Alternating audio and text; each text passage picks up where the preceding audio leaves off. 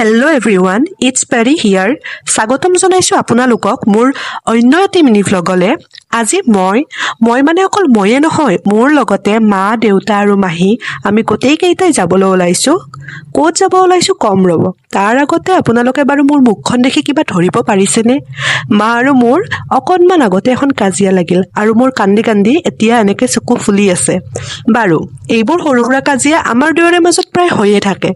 এয়া আমি পালোঁ ৰঙিয়া আৰু আমি আজি গৈ আছোঁ মঙলদৈ। কিহৰ কাৰণে জানেনে?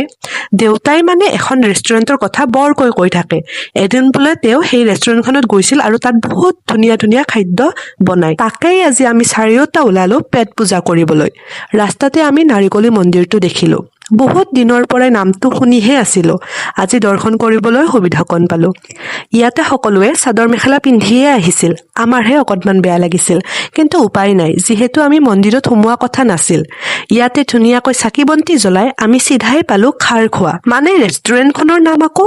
আৰু এয়া প্ৰায় খোৱা লোৱা শেষেই। তাৰ পিছতহে মোৰ মনত পৰিছে যে ভিডিঅ' বনাব লাগে। আজিলৈ ইয়াতেই